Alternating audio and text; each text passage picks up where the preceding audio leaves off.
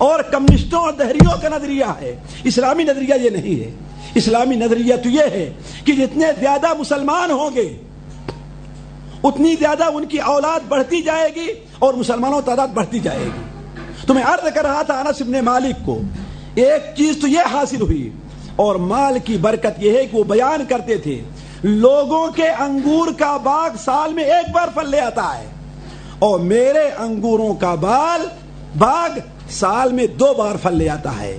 یہ کیا تھا؟ اللہ کے رسول صلی اللہ علیہ وسلم کی دعا کی برکت تھی۔ اور آخرت کی برکت اس سے عظیم کیا ہوگی کہ اللہ کے رسول صلی اللہ علیہ وسلم نے انس بن مالک کے لیے خصوصی طور پر شفاعت کا وعدہ کیا ہے۔ چنانچہ سنن ترمذی میں انس بن مالک سے مروی ہے کہ اللہ کے رسول صلی اللہ علیہ وسلم سے انہوں نے سوال کیا، اے اللہ کے رسول کیا آپ قیامت میں ہماری سفارش کریں گے؟ کہا کہ ضرور کروں گا۔ تو کہا میں آپ کو کہاں پاؤں گا؟ اس بڑے میدان میں جہاں کروڑہا اربہا اور خربہا انسان ہوگے، وہاں آپ مجھے کہاں ملیں گے؟ آپ نے فرمایا اے انس بن مالک تم مجھے پلسرات پر ڈھونڈنا، اگر وہاں نہیں مل سکوں تو ترازو کے پاس ڈھونڈنا، اگر وہاں نہیں مل سکوں تو حوض کوثر پر میں ہوں گا۔ ان 3 جگہوں سے آگے میں کہیں اور نہیں بڑھ سکتا۔ دیکھیے انس بن مالک رضی اللہ عنہ کی والدہ حضرت ام سلیم کے کارناموں میں سے دعوتی لحاظ سے ایک کارنامہ یہ بھی دیکھیے کہ جب حضرت ابو طلحہ سے ان کی شادی ہوئی تو اس سے ایک بچہ پیدا ہوا جس کا نام عمیر رکھا گیا۔ مسند احمد کے اندر، مسند ابو داؤد طیالسی کے اندر، صحیح بخاری کے اندر، مصنف عبد الرزاق، متعدد کتب حدیث میں یہ حدیث مختصر اور مطول موجود ہے۔ اگر عربی پڑھی لکھی بچیاں ہیں تو اس حدیث کو علامہ البانی کی کتاب یہ جو احکام الجنائز ہے اس کے اندر بڑی تفصیل کے ساتھ مروی ہے، اس حدیث نقل کے اسے دیکھ لیں گے، اور اردو میں جو اس کا ترجمہ ہو کر کے اس کے اندر بھی موجود ہے۔ ایک بیٹا پیدا ہوا عمیر، جو حضرت ابو طلحہ کو بڑا ہی محبوب تھا، اتنا محبوب تھا حضرت انس بن مالک بیان فرماتے ہیں کہ ایک بار وہ بیمار پڑا تو اس کے غم میں ابو طلحہ اس قدر نڈھال ہو گئے کہ وہ کمزور پڑنے لگے، اسے کھانا نہیں کھایا جاتا تھا۔ لیکن اللہ تبارک و تعالی اپنے مومن بندوں کو اس قدر ہی زیادہ اپناتا ہے جتنا ایمان اس کا قوی ہوا کرتا ہے۔ جس قدر آزمائش میں انبیاء کو ڈالتا ہے عام لوگ اس آزمائش میں پورے نہیں اتر سکتے، اور جتنی زیادہ آزمائش میں اپنے مومن نیک زیادہ صالح مومن بندوں کو ڈالتا ہے اتنی آزمائش میں گنہگار بندوں کو نہیں ڈالتا۔ تو انس بن مالک کے والدہ کے شوہر ابو طلحہ اپنے بیٹے سے اتنی محبت کرتے تھے کہ بیٹا ایک بار بیمار پڑ گیا تو اس کے غم میں وہ خود کمزور ہونے لگے، اور اس کا احساس انسان کو جب تک ماں اور باپ نہ بن جائے اس وقت تک نہیں ہوتا ہے۔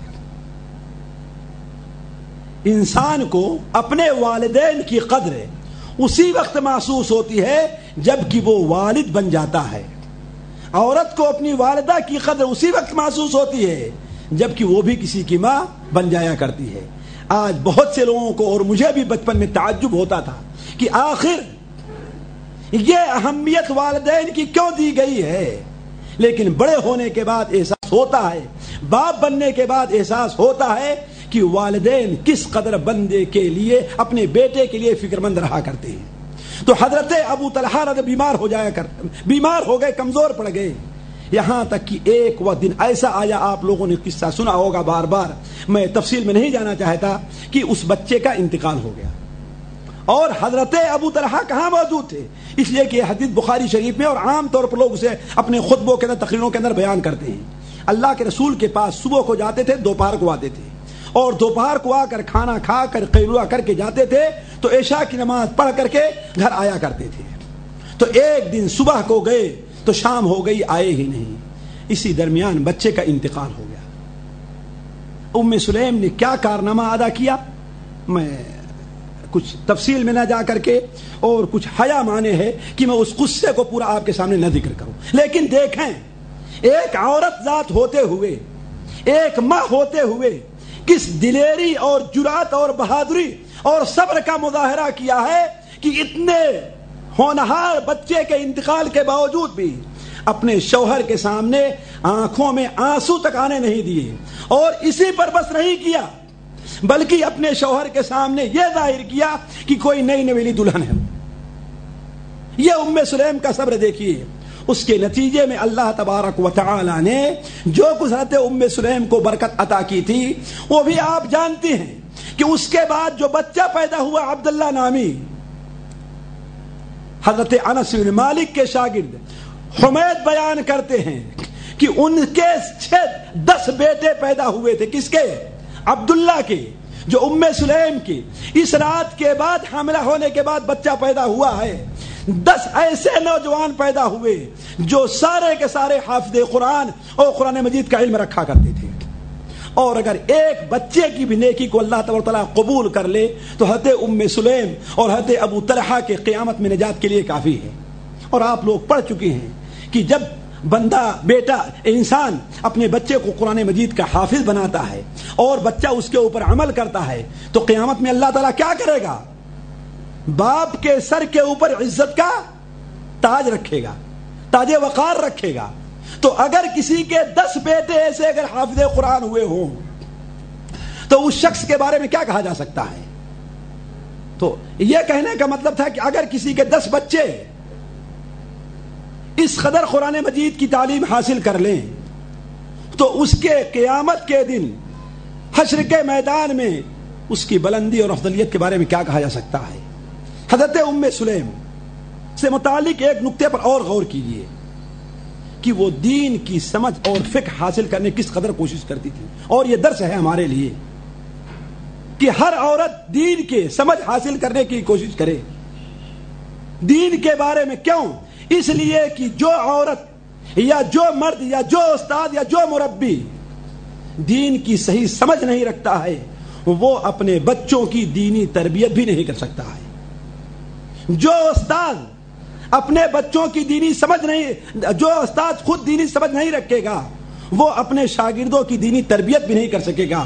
اسی لیے میں ہمیشہ کہتا ہوں کہ جو لوگ دعوت کے میدان میں آنا چاہتے ہیں، جو لوگ ٹیچر بننا چاہتے ہیں، جو لوگ استاد اور معلم بننا چاہتے ہیں، ان کے اندر ساتھیوں 2 خوبیوں ضرور پائی جانی چاہیے۔ اے ماؤں اور بہنوں، اے بیٹیوں، ان کے اندر 2 خوبی ضرور پائی جانی چاہیے۔ اگر 2 خوبی ان کے اندر نہیں ہے تو وہ اپنے شاگردوں کی ذہن سازی نہیں کر سکتی۔ وہ 2 خوبیاں کون کون سی ہیں؟ اس کو روک کر کے آپ کے سامنے وہ چیز رکھتے ہیں۔ پہلی خوبی یہ ہے کہ ایک معلمہ، ایک استاد، ایک ماں، ایک باپ ہی کیوں نہ ہو، ایک مرد استاد ہی کیوں نہ ہو، وہ اپنے اندر کوئی ایک ایسی چیز پیدا کرے جو اس کے شاگردوں میں نہ پائی جائے۔ مثال کے طور پر تقویٰ کے طور پر، مثال کے طور پر عبادت کے طور پر ہو، مثال کے طور پر قرآن مجید کی تلاوت کے طور پر ہو، مثال کے طور پر دنیا کے تجربے کے طور پر ہو، مثال کے طور پر اسلوب بیان کے طور پر ہو، کسی بھی طور پر ہو، اسے اپنے اندر کوئی ایسی چیز پیدا کرنی چاہیے جو اسے دوسروں سے واضح کر سکے۔ تو ایک ماں کے اندر اور ایک باپ کے اندر ایک ایسی خوبی پائی جانی چاہیے جس کو دیکھ کر کے بچے اس کی اقتداء اور اتباع کریں۔ اس لیے کہ بچے فطری طور پر جو ہوتا ہے اپنے ماں باپ کی اقتداء اور اتباع کیا کرتے ہیں۔ اسی لیے جو باپ جو کام کرتا رہتا ہے اس کا بیٹا اسی طریقے کی چیزیں اس کی نقل اتارتا ہے۔ کسان کا بیٹا کسانی کے کام کے متعلق کھیل کود کیا کرتا ہے۔ ایک بننے والا باپ کا بیٹا اسی سے متعلق کام کیا کرتا ہے۔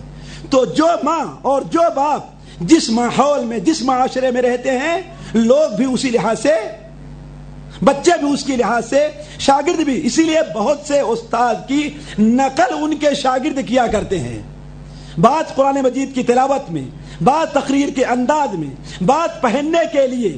تو اس لیے پہلی چیز یہ ہونی چاہیے کہ جو شخص دعوت کے میدان میں اترنا چاہتا ہے، جو بڑا ضروری کام ہے، ہر انسان کا وہ کام ہے، کہ وہ اپنے اندر کوئی ایک ایسی چیز پیدا کرے جو اسے دوسروں سے ممتاز کر دے۔ دوسری بات یہ ہونی چاہیے کہ اپنے اندر کوئی ایک ایسا علم پیدا کرے جو دوسروں کے اندر نہ پایا جاتا۔